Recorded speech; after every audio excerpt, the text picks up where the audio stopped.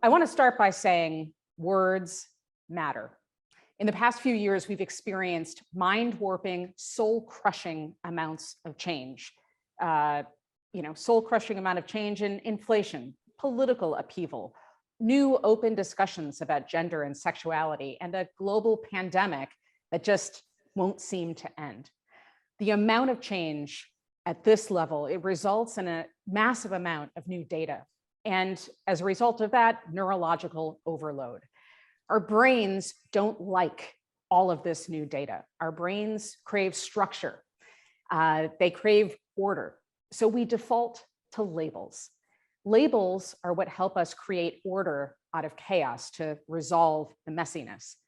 But labels obscure nuance, and labels help to inflame cognitive biases. If we've learned nothing over the past couple of years, we've seen this happen time and time again throughout all areas of our society.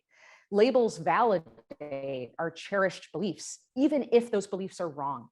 Labels help us find our tribes, which then amplify those cherished beliefs and generate echo chambers from which it can be very challenging to escape.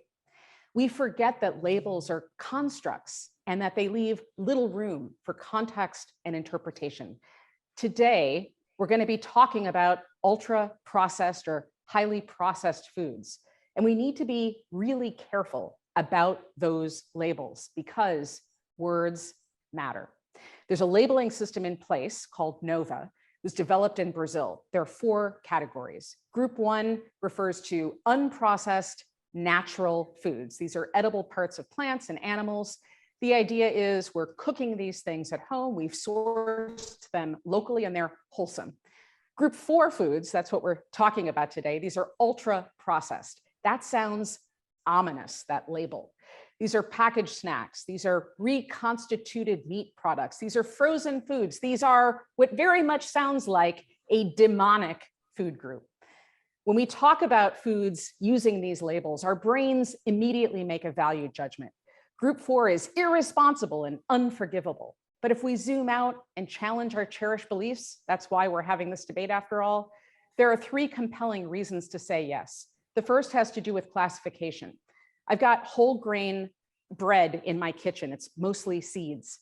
I bought it in a store. Now, technically, this is classified as ultra processed, but it is full of great nutrients. It's low in fat. It's high in complex carbohydrates. Athletes rely on this bread as a nutritious source of fuel. This bread is contraband, according to this label. At the same grocery store where I bought the bread, there's a bakery. And at that bakery, they make delicious brioche that is from scratch, that is minimally processed, and it's nutritionally void. It gives me a headache. It gives me stomach aches. There are other reasons to vote yes for this that have to do with interpretation and application, which we'll get into during the discussion and during the closing remarks. But I just want you to keep in mind that labels matter. If we think about processed foods and we can expand our definitions, of course we should vote yes for this resolution. To vote no would be to deny us optionality.